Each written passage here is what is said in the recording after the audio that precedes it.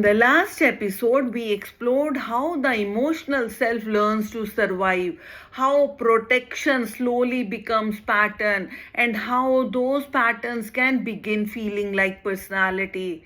But there is another part of this process that is rarely spoken about.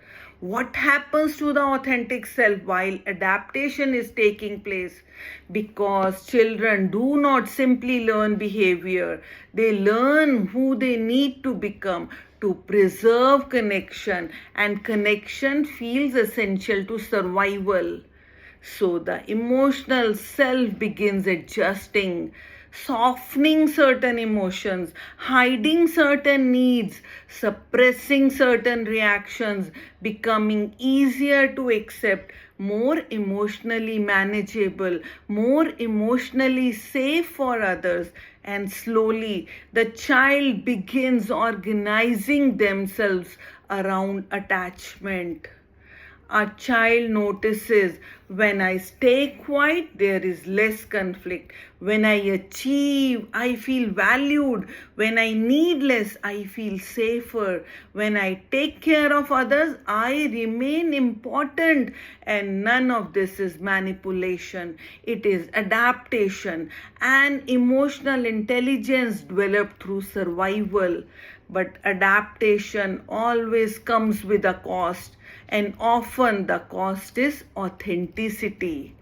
Because when a child repeatedly suppresses parts of themselves to preserve attachment, the emotional self slowly learns that love requires modification. Be less emotional, be easier, be stronger, need less, feel less, and after enough time, these adjustments no longer feel temporary. They begin feeling like identity. And this is why many people grow into adulthood without fully knowing who they are outside adaptation, because they became so practiced at being who they needed to be, that authenticity began feeling unfamiliar. And perhaps one of the quietest forms of grief is realizing how much energy was spent trying to remain emotionally acceptable, how much of life became organized around maintaining connection, avoiding rejection, preventing emotional discomfort. And eventually, the emotional self becomes divided. There is the self that feels, and the self that performs safety.